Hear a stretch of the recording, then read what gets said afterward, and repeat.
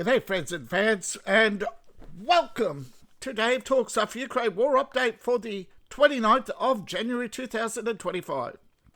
I'm your host, the other David Applegate, and of course, if the war was over, it would be in the titles. Such a shame, of course, that it is not. I have seen mixed messages. Most of the time, Zelensky has put out all the right signals that he wants to end the war. But then he starts blackmailing for more weapons. That's not a good sign. Then he starts asking for more money. Another bad sign. Failure to uphold agreements. A very big red flag right there. And yet they do not dump this hot bag of rat droppings off in the nearest exile island and say, there was an accident. He is recovering in hospital. The Europeans really have brought this on themselves. They armed Ukraine when warned that they would go to war. They ignored Ukraine's civil disruptions. They failed to defend democracy in Ukraine. Instead, they defended coups because in the political playbook, right makes right when the left has the guns and resistance when the left are not in charge.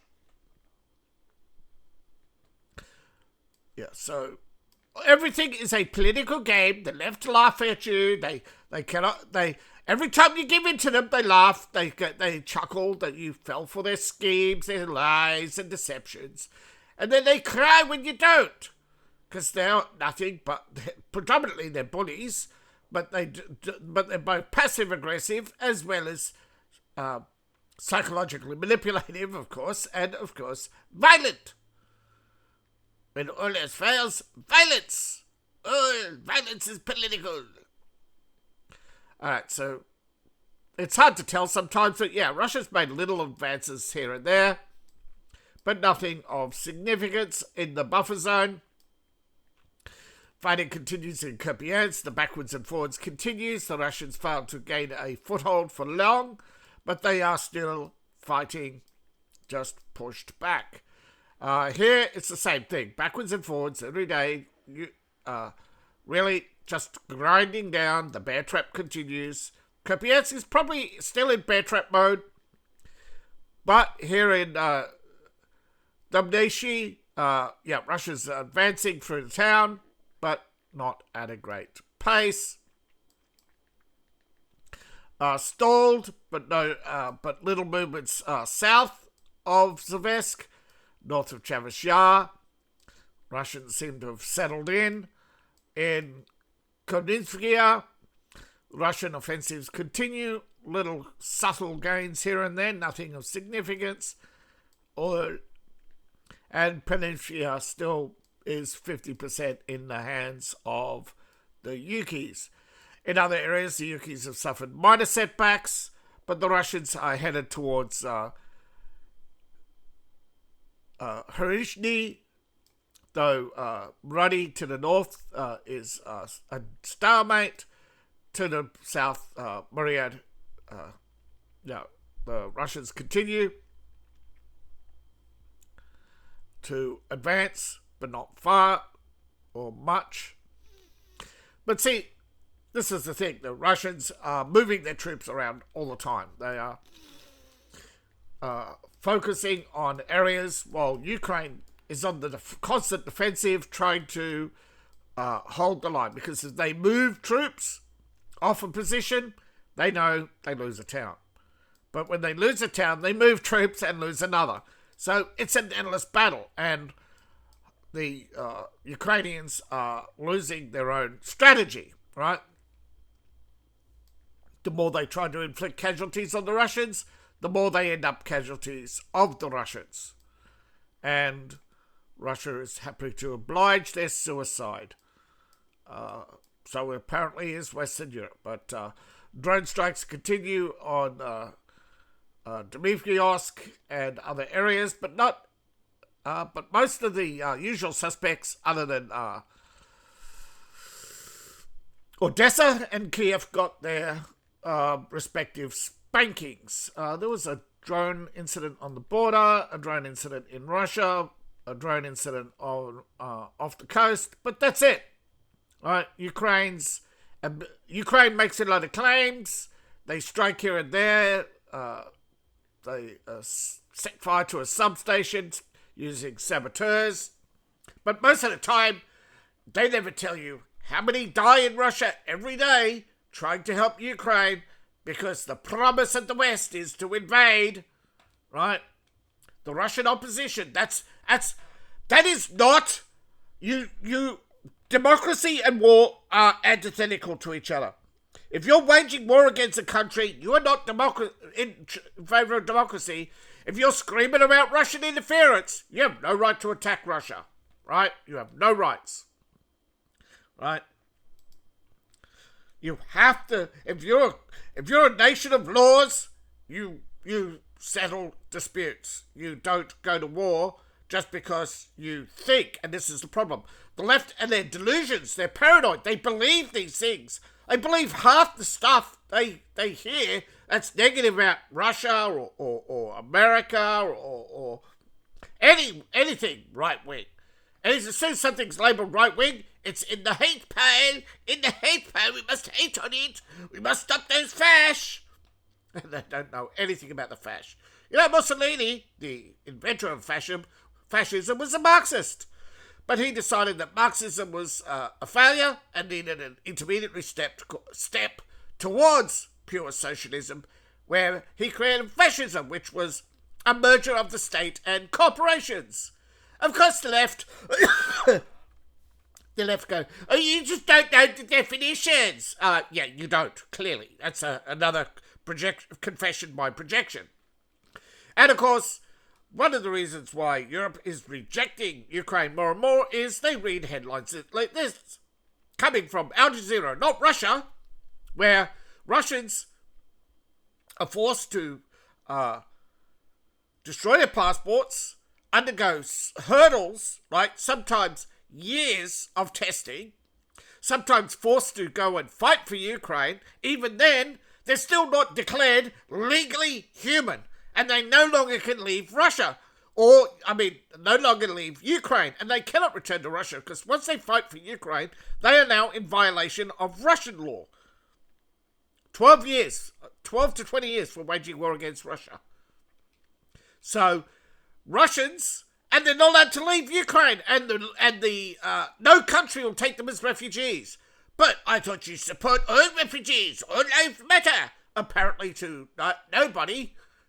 Nobody believes what they say, yet they expect you to believe everything they say. That's how politics works, Dave. Yes, I know. That's why I call them hypocrites, and all of them should be in jail. However, Russia is... Oh, well, this looks like... is this a 122? Ooh. It's upgraded, I think. BM21 Grad. I think that's the 122. No need to look it up. But she's got the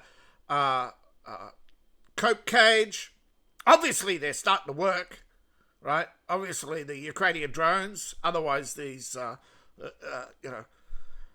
But, Russia is firing drones off to drone launch points that apparently were successful.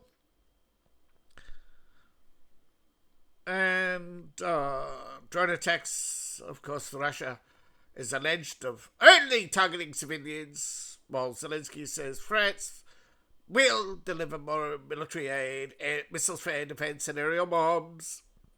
Following a phone call to Macron, give me, yes, master. And it's not the only one. Danish says, we must rearm Europe by 35. Yeah, fuck off, right? This is what they did in 1909. We must We must rearm. 1924, we must rearm. Now, of course, people after World War I and World War II blamed the pacifists and disarmament. But it was the race. That was a big lie, right? Britain may have underproduced weapons compared to Germany, but they produced weapons, right? They rearmed. They just didn't rearm well. Okay, they had lots of 15-pounders, right? They had lots of these machine gun tanks. So don't tell me they were disarmed. No, they just produced pathetic arms, that's all. Cope. Oh no, we blame rearmament. They blame disarmament. They blame appeasement. But that's your own fuck. The left blame others for trying to make peace when only years earlier they're talking about how they must make peace with Russia and then they were talking about Bolshevik revolutions. The left are such hypocrites. They get you to disarm while they're talking about revolutions and taking over the world. What are you going to do today, Piggy? Well, Brain. Sorry. Brain, what are you going to do today, Piggy? Like every day, I'm going to tinker with the world. Gosh, Brain. Piggy in the Brain. I got it wrong. I know I got it wrong. But I think you got the general message, right? Every day, these flippin' idiots just... Now, of course, Macron, who is talking about defending principles of the United Nations and peace, has turned down the invitations. Well, the principles of the United Nations. Okay, join the peace board and let's bring peace to the Middle East. No, we can't do that. Peace talks in Ukraine. Marco Rubio, I believe, has put his foot down. That we now have 90% of the Donbass occupied Russia. And that's a bridge we have to cross. Saying that, Zelensky's lost 90% of the territory that he was supposed to defend, and now he wants us to push it out. We're saying, no, you've got to give it up, bro. You've lost how many lives? 500,000? No, 30,000. 30,000. No, that's what you said in 2022, 2023. Nobody's died. Heroes never dies. Sloppy Ukraine. And now the Danish are running NATO ads talking about rearmament and sloppy Ukraine, how we're helping our Ukrainian friends. Let me see.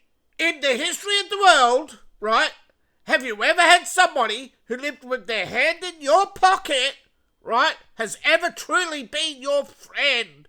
Oh, a friend indeed. It's a friend indeed. Woo! Yeah. Like the slogans, okay? It's like how they think enemy of my enemy. Ukraine is our enemy, but we're going to pretend to be their friends because they're enemies of Russia. No, you don't know how it works. When your enemies are fighting, you go, ooh, I'm going to make a sandwich. You don't throw weapons at it. Inevitably, you become the enemy. You morons. But of course, Hungary was the first one to oppose the granting of Ukraine. 1.5 trillion. Yesterday it was 1.2. The day before it was 800 million. Every day the number goes up. Zelensky, every time he's turned down, says, please, sir, I want some more. And then, of course, without any criticism, of course. And just give us the money from all these European funds. Not a single vote. No. And of course it's still in, apparently it's a senseless plan. What is that plan? Well, there's more. There's loans and weapons and if you look at it, 1.5 trillion, that's 150 billion, right, over 10 years, right, for what? What are they funding? When Ukraine, at its peak, is 127 billion GDP. They are that is a net loss. There is no way, right, in 10 years, Ukraine can pay that debt. Never, ever, right? It's less than they make. It is fundamentally impossible to repay a debt when you earn less, right? When you owe more, you are bankrupt, right? See, it started 700 billion for it's 700 billion for military purposes. So they're funding the war and funding Ukraine, right? Ukraine makes all profit and no expenses. Yeah. I think that's called a wife. And at 1.5 trillion, that's a gold digger. By any measure. But apparently, so far, the only thing the Germans have refused is a concrete date for EU membership for UK. Of course, if any of you had any brains, you would say, hey Trump, see this little island in the middle of Europe, turn it into a lake, a resort, beachfront property. Where's the peace board with the B-21s popping off bunker busters and some democracy brought to you by the 101st Rapid Response and the 82nd Airborne. Booyah! Send in the Marines. Go ahead. Send in the reactionary force. Now, according to Putin, he's ready for the peace talks to host Zelensky to get it started. Kremlin's confirmed there's going to be a second round of talks. But Iran and others also have talks going on. And of course, round and round she goes. Everybody is like using each other's conflicts now to lever, right? Zelensky saying, oh, you gave aid to Gaza, you got to give aid to me now. Every day, the amount of aid he wants keeps going up. Tomorrow it'll be 2 trillion, you watch, it'll keep going up. Actually, probably won't go up tomorrow, because usually when I predict something, it's tss. So, yeah. It's great to be wrong, but I often make predictions to be wrong, because I reckon that's the way kinetic forces work, right? If there's enough people who don't want something to happen, it won't happen. Eventually, right? It's the same thing. If enough people really want this war to end, it would have ended. But enough people don't. Enough people watch war videos every day, surging Ukraine in the polls, right, as a positive, even though it is like down. Some channels are down, way down from 100,000 down to 40,000. That's obviously because a lot of channels bot, but there's still too many people watching every day other channels who are saying sloppy Ukraine, and you get all the comments, heroes of Ukraine, long live Ukraine from Copenhagen, all the European capitals, right, are all sucking up to Ukraine. Because they think they will not suffer, right? The left glaze for war because they need something to complain about later, especially when they don't fight it, because they get to decide. See, war doesn't decide who's right, nobody decides who's left. So the left, that's what happens when you have a war. The left is everything that's left. The garbage left behind. Get the thrive. And that's why society is crumbling. Because the left keep killing us off. And you keep letting them because you want to prove what a big man you are. Oh yeah, really big man. You're overcompensating with that. I'm not talking about the heroes who fought genuine wars. I'm talking about the people who want to go off to save Africa. Fuck Africa. Fuck the Middle East, right? Fuck them. Should have just been a flyover. What's that down there? Somebody's built something on the desert. No, it's just flyover country, completely empty. And you'll suddenly see world peace breaking out, right? no more refugees. Oh no, the UN would be out. What? The UN. Every year, the more funding you give the refugees, the more refugees there are. What a coincidence. So, the Russian battle groups are reporting in their daily reports. And of course, you take it with a grain of salt. Remember, lost does not mean dead, captured, or missing, or failure to report to duty. Just basically an estimate that we fired off a bunch of rounds. We analysed battle reports and says, yeah, we shot how many bodies? Yeah, sometimes they do get bodies, you know. Sometimes they do have visual confirmation. But mostly, I believe this is what they call battlefield assessment, i.e. cope and the enemy sees. And then the enemy puts out their battlefield cope and the Russians see. Right? We're never going to get a true cost of this war. Right? But we do know civilians are paying the price. Right? Whether it's a drone striking a building, a missile, fires spreading, Yukis firing off air defences in the middle of cities, that when what goes up must come down is a fundamental law that you seem to ignore. So they never have military clear zones where, right, at least in Vietnam, the Americans had these big arcs where they said, right, anything in this arc is fucked, right? Anything moves, you don't wait, you just go pop, right? So don't think for a second, right? Ukraine is transparent, moral, upright, outstanding, democratic, or even give a flying fuck about you. They ain't your friend, they're never going to be your friend. The sooner you learn that, the better we're all off. And by tuning out on me, all you're doing, right, is promoting Ukraine. Right? All these European capitals all do not give a fuck about the United States or any other country. Fuck, they don't even care about each other. They're all too busy trying to backstab and craft each other and get them in embarrassing moments and chuckle. You fell for it. You sucker. And that's where we're at. We're at a point in this world we have politicians with the maturity of kindergarteners who complain Donald Trump is not following the norms of international law. But when you ask him, what law?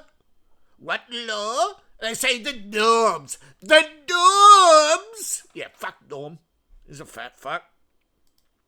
So thank you for watching. Please like, share and subscribe, and please support the channel. You support me on Ko-Fi, Patreon, buy my books, buy my merch. Yeah, I know my number's in the doldrums, but you never know, right? I may bounce back, you know. May start to get viewers again, you know. Got to defeat those YouTube algorithms, right? But maybe with your help we can. Bye for now.